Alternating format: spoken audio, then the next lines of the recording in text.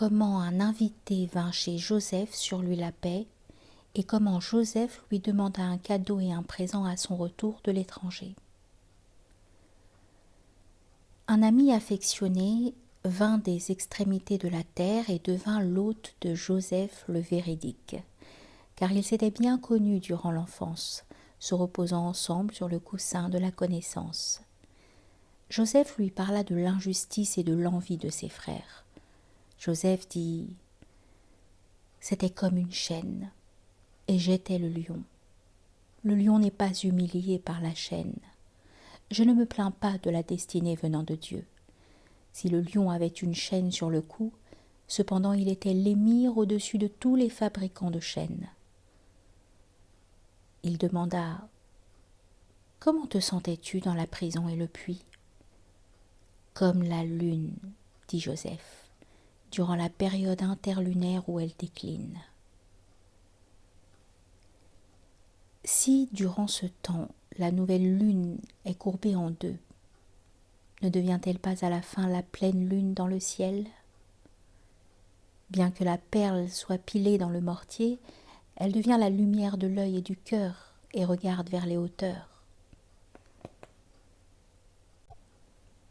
On a jeté un grain de blé dans la terre, puis de la terre on crut des épis. Ensuite on l'a broyé dans le moulin, sa valeur a augmenté, et il est devenu le pain qui augmente la vie. Puis on a mâché le pain avec les dents, il est devenu la raison, l'âme et la compréhension de celui qui est intelligent. Ensuite, quand cet esprit est devenu perdu dans l'amour, il est devenu ce qui réjouit les semeurs après les semailles. Ce discours n'a pas de fin. Reviens, que nous voyons ce que cet homme dit à Joseph. Après qu'il eut conté son histoire, Joseph lui dit « À présent, ô un tel, quel cadeau m'as-tu rapporté de voyage ?»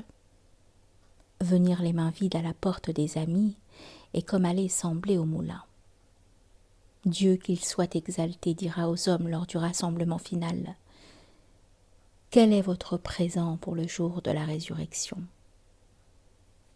Vous êtes venus à nous et seuls, sans provision, exactement avec la même apparence que lorsque nous vous avons créé.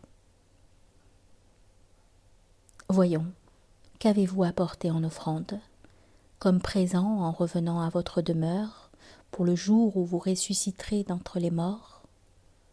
Ou bien n'aviez-vous pas l'espoir de retour? La promesse de ce jour vous a-t-elle semblé vaine?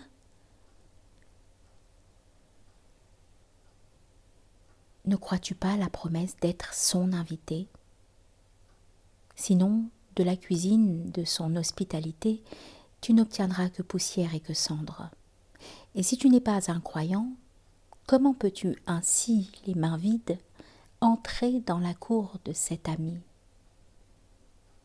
Abstiens-toi un peu de sommeil et de nourriture. Apporte ce présent pour ta rencontre avec lui.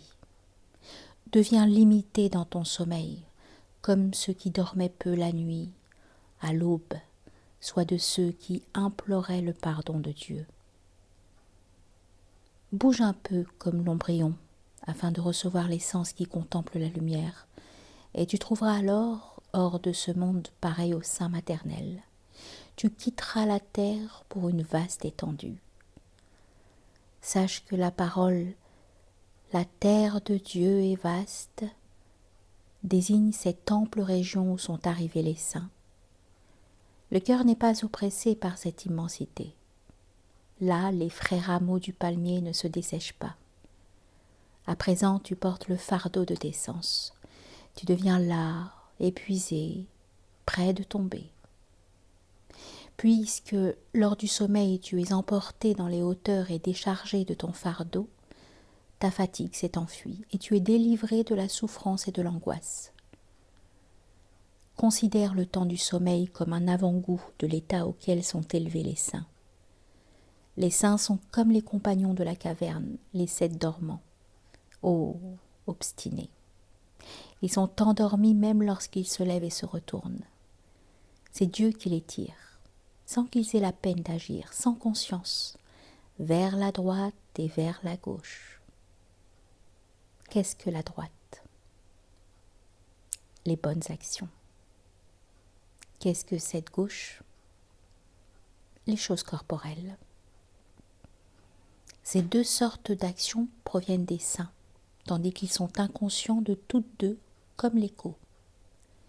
Si l'écho te fait entendre le bien et le mal, la montagne elle-même est inconsciente de l'un et de l'autre.